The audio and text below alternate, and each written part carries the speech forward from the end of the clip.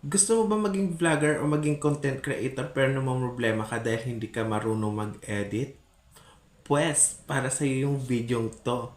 At ituturo ko sa iyo kung anong apps gamit ko sa pag-edit. Kaya tara, samahan mo ako.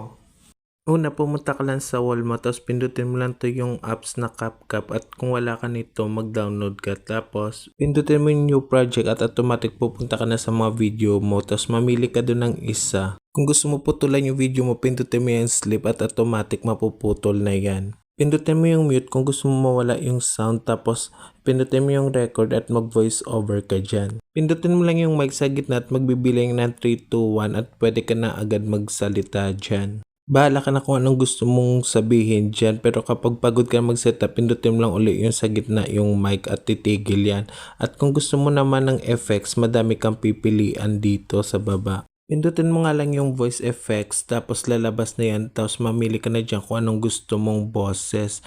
Kung ikaw ay nahihiya sa boses mo at napapangitan ka, pwede kang mamili dyan. Kung gusto mo sounds lang, pindutin mo lang yung sounds at marami ka dyan pipilian.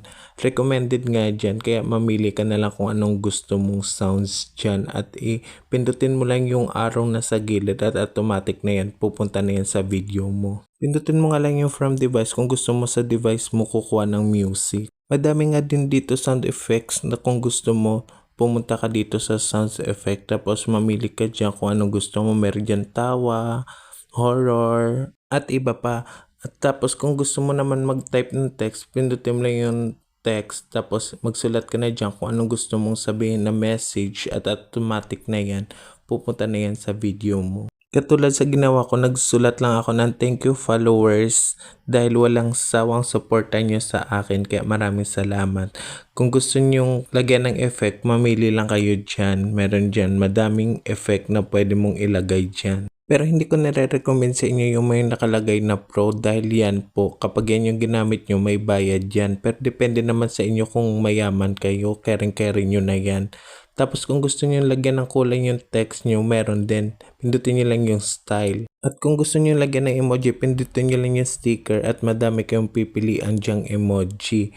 Tapos kapag may napili na kayo, pindutin nyo lang at automatic na yan pupunta sa videos nyo. Sobrang ganda nga ng apps na CapCut na to kasi ang dami talagang activities na para sa videos nyo. Sigurado talaga mapapaganda talaga yung videos nyo at meron nga dito ng video effect. Pindutin mo lang yung video effect tapos madami ka dyan pipilian kung anong gusto mong effects para sa video mo. At kung may napili ka na nga, pindutin mo lang yan at may adjustan yan kung gusto mong kapalan yung effect na gusto mo. At gusto mo nga matuto guys, i-explore mo lang tong apps na to at sa huli makukuha mo din kung paano gamitin to. Kapag natuto ka na, sobrang basic na lang yan sa'yo. At meron nga din dito body effects kung gusto mo gumagalaw-galaw yung video mo. Madami ka din pagpipilian dito pero sinasabi ko nga wag yung may pro at may bayad yan. Pero kapag ArchiCAD nakaluwag-luwag ka, for the go na. So ito na nga yung in-edit natin. Ito ay sample lang ha. Pinakita ko lang sa inyo kung paano mag-edit. For sure kapag nakita na naman to ng mga kaibigan ko, magagalit na naman to sila sa akin at ginamit ko sila sa project ko. Ito pa pala guys, bago mo i-export, pindutin mo muna yung size ng video.